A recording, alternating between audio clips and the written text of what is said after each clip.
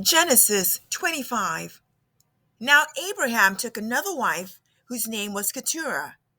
She bore to him Zimran and Jokshan and Medan and Midian and Ishbak and Shua.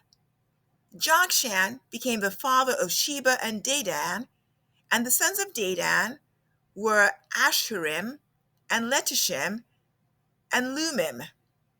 The sons of Midian were Ephah and Epher, and Hanok, and Abidah, and Eldah. All these were the sons of Keturah. Now Abraham gave all that he had to Isaac, but to the sons of his concubines, Abraham gave gifts while he was still living, and sent them away from his son Isaac eastward to the land of the east. These are all the years of Abraham's life that he lived, 175 years. Abraham breathed his last and died in a ripe old age, an old man and satisfied with life, and he was gathered to his people. Then his sons Isaac and Ishmael buried him in the cave of Machpelah in the field of Ephron, the son of Zohar the Hittite facing Mamre, the field which Abraham purchased from the sons of Heth, where Abraham was buried with Sarah his wife. It came about after the death of Abraham that God blessed his son Isaac, and Isaac lived by Beer Lahairoi.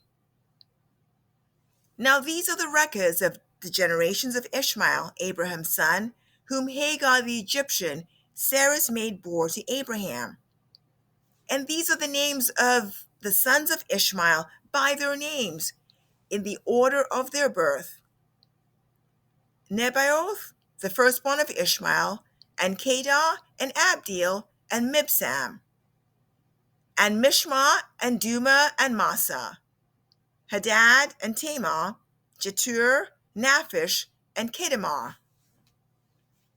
These are the sons of Ishmael, and their names are, by their villages, and by their camps, 12 princes, according to their tribes. These are the years of the life of Ishmael, 137 years, and he breathed his last and died, and was gathered to his people. They settled from Havilah to Shur, which is east of Egypt, as one goes toward Assyria. He settled in defiance of his relatives.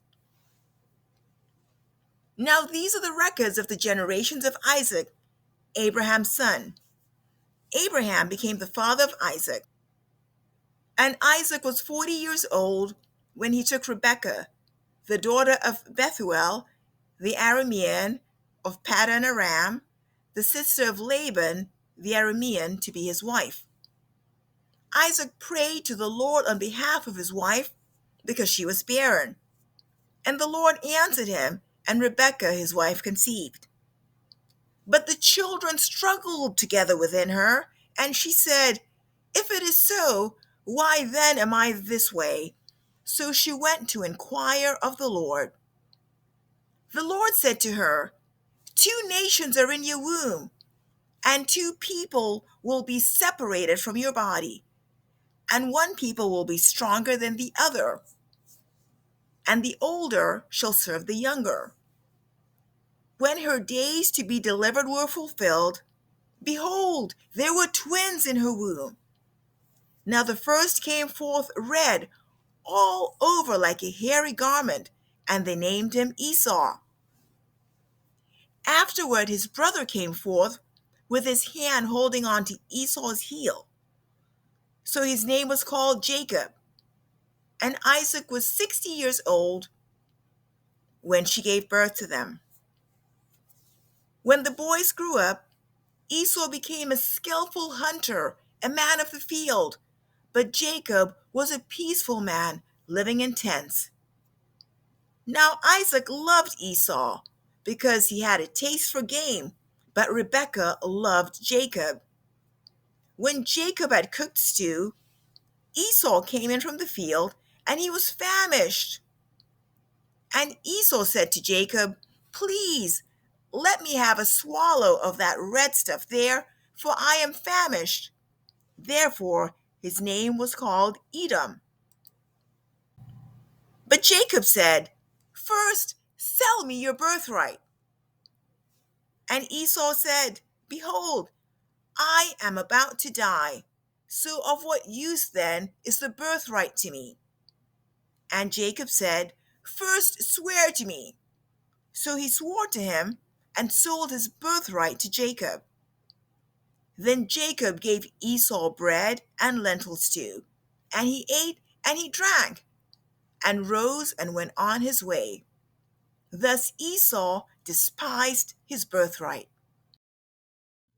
Genesis 26. Now there was famine in the land, besides the previous famine that had occurred in the days of Abraham. So Isaac went to Gerar, to Abimelech, king of the Philistines. The Lord appeared to him and said, do not go down to Egypt. Stay in the land of which I tell you. Sojourn in this land, and I will be with you and bless you. For to you and to your descendants I will give all these lands, and I will establish the oath which I swore to your father Abraham. I will multiply your descendants as the stars of heaven, and will give your descendants all these lands, and by your descendants all the nations of the earth shall be blessed. Because Abraham obeyed me and kept my charge, my commandments, my statutes, and my laws. So Isaac lived in Gerar. When the men of the place asked about his wife, he said, she's my sister. For he was afraid to say, my wife, thinking the men of the place might kill me on account of Rebekah, for she is beautiful. It came about, when he had been there a long time, that Abimelech, king of the Philistines, looked out through the window and saw, and behold, Isaac was caressing his wife Rebekah. Then Abimelech called Isaac and said, behold, certainly she is your wife. How then did you say, she's my sister? And Isaac said to him, because I said I might die on account of her. Abimelech said, what is this you have done to us? One of the people might easily have lain with your wife, and you would have brought guilt upon us. So Abimelech charged all the people, saying, he who touches this man or his wife shall surely be put to death. Now Isaac sowed in that land and reaped in the same year 100-fold. And the Lord blessed him, and the man became rich and continued to grow richer until he became very wealthy. For he had possessions of flocks and herds and a great household, so that the Philistines envied him. Now all the wells which his father's servants had dug in the days of Abraham his father, the Philistines stopped up by filling them with earth. Then Abimelech said to Isaac, go away from us, for you are too powerful for us. And Isaac departed from there and camped in the valley of Gerar and settled there. Then Isaac dug again the wells of water, which had been dug in the days of his father Abraham, for the Philistines had stopped them up after the death of Abraham, and he gave them the same names which his father had given them. But when Isaac's servants dug in the valley and found a well of flowing water, the herdsmen of Gerar quarreled with the herdsmen of Isaac, saying, the water is ours. So he named the well Esek, because they contended with him. Then they dug another well and quarreled over it too. So he named it Sitnah. Then he moved away from there and dug another well, and they did not quarrel over it.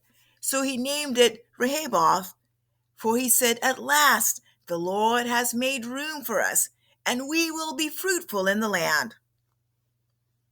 Then he went up from there to Beersheba.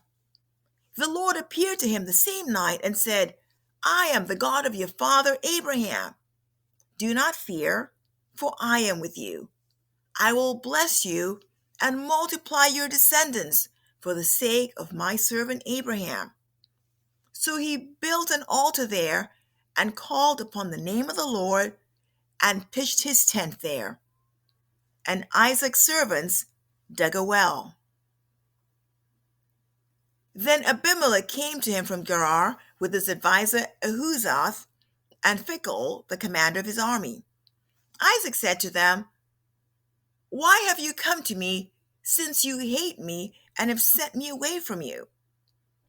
They said, We see plainly that the Lord has been with you. So we said, Let there now be an oath between us, even between you and us, and let us make a covenant with you, that you will do us no harm, just as we have not touched you, and have done to you nothing but good, and have sent you away in peace. You are now the blessed of the Lord. Then he made a feast, and they ate and drank. In the morning they arose early and exchanged oaths. Then Isaac sent them away, and they departed from him in peace.